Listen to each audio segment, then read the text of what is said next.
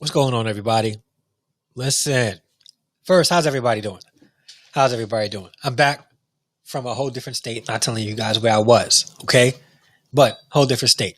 You probably can guess if you were Instagram and stuff. If you follow me on Instagram, you probably guess. But I'm back. A little tired, but I wanted to do this video. I had a schedule, and I said to myself, no matter what I do, I'm gonna come back and do this video real quick. So I'm doing this video, okay? So for several years, I was a youth pastor full time, work with young people. And in fact, as long as I can remember, I've worked with young people. And one thing I realized is that specifically for young black culture, we just have a different kind of look, right? We have a different kind of way we move, the way we talk, right?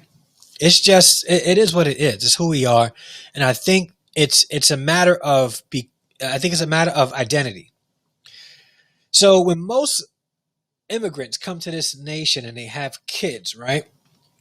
Their kids are able to identify with a culture outside of the United States. For most African American youth, they don't have that connection.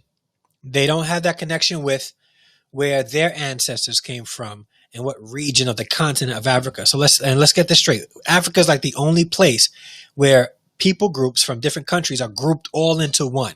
All right, like we don't. That's the only, like, where you from? Africa. No, I'm not asking where, like what continent you from, what country. It just seems like blacks will have with identity. They're trying to find themselves, and in finding themselves, they're creating their own. And when they create their own, you got people out there that are looking, and they're like, I don't know if that's kosher. I don't know if that's good. I don't know if that's clean. Like, should they be dressing that way? Should they be acting that way? Is that how they talk?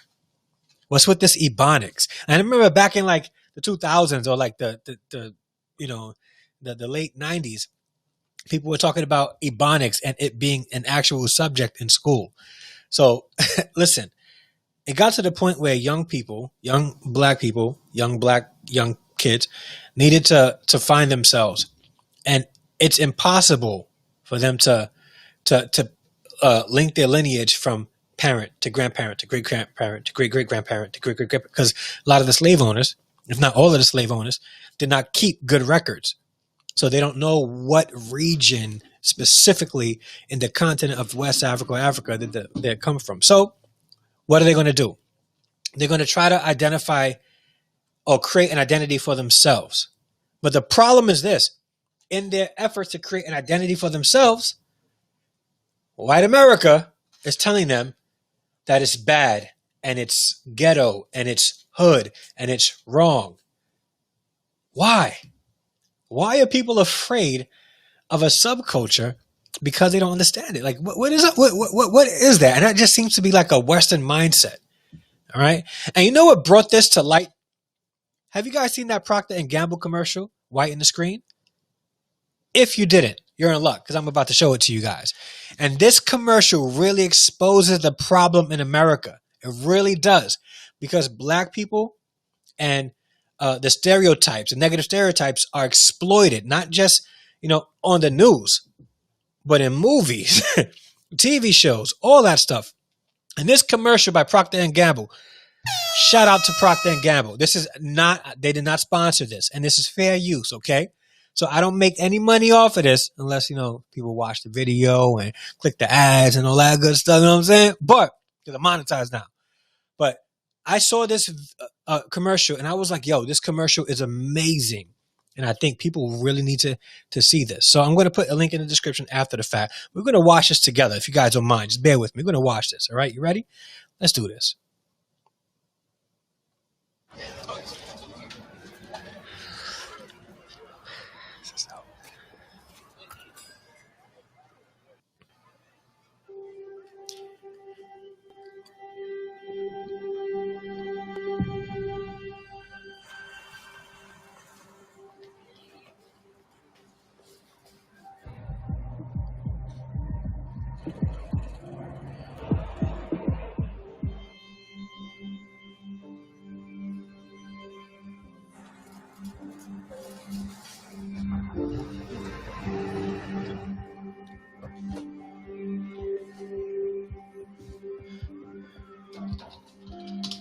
think you know what happens next. Ask yourself why. These are the black stories we've been shown. A narrow view that limits our understanding.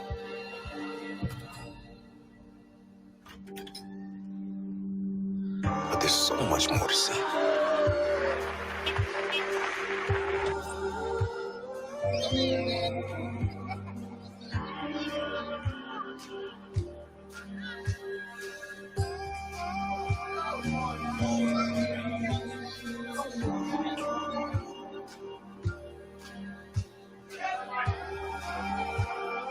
The full picture of black life.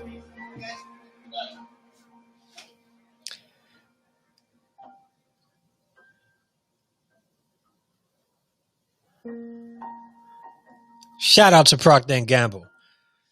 Shout out to Proctor and Gamble. Listen. Let's widen the screen so we can widen our view.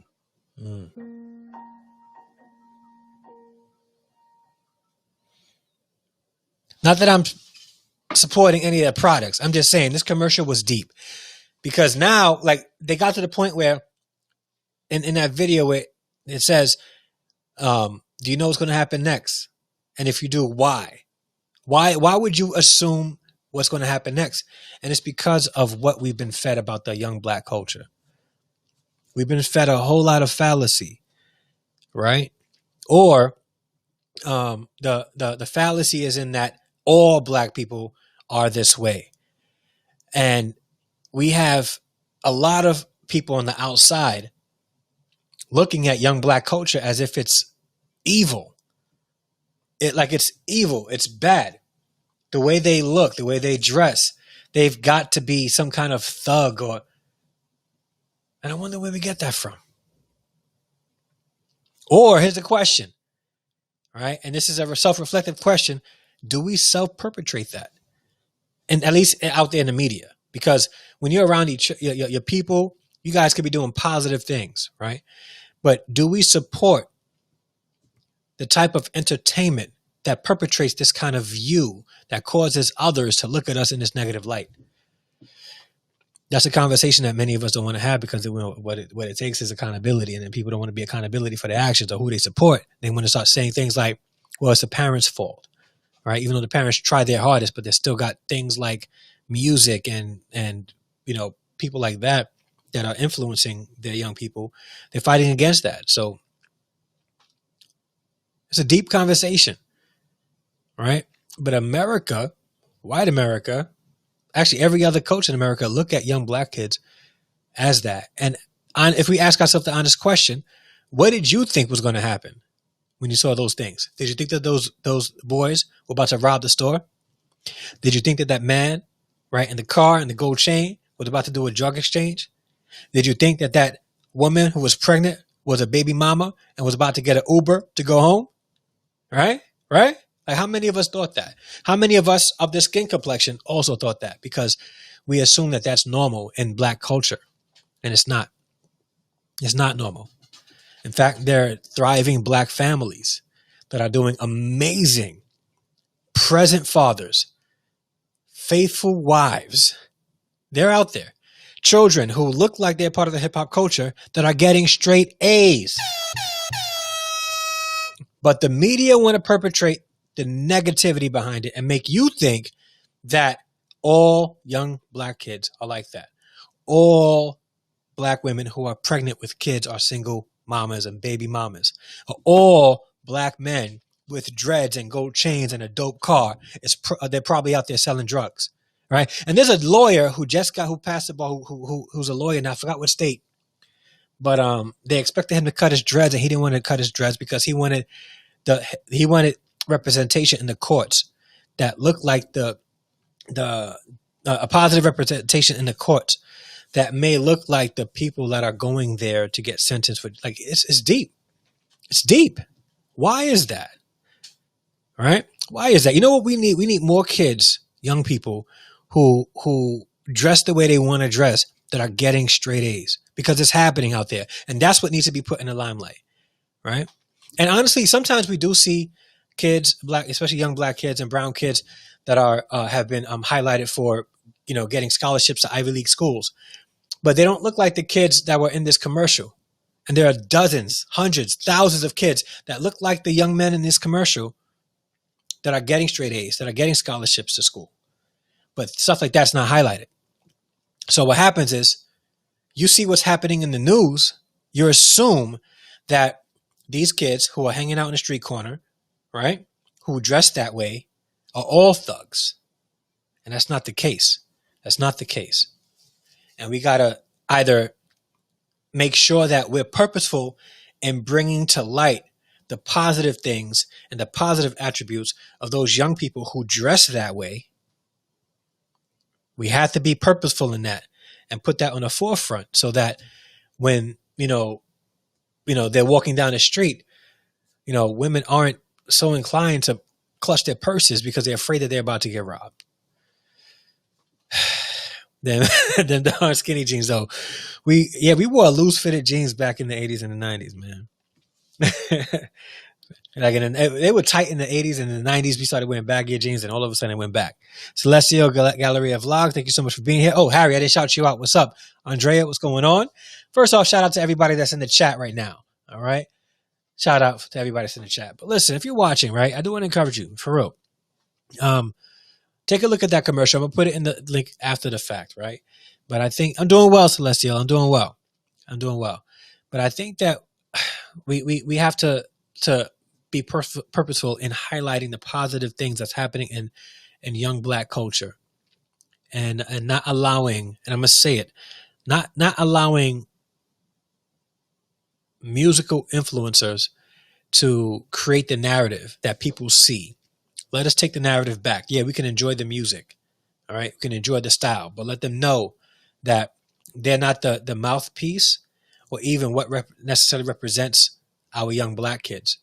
Because we have young black kids, young brown kids that are doing exceptionally well in school, in their communities. They're civic minded. They're civil minded. They're good kids doing great things in their communities and their schools and their families.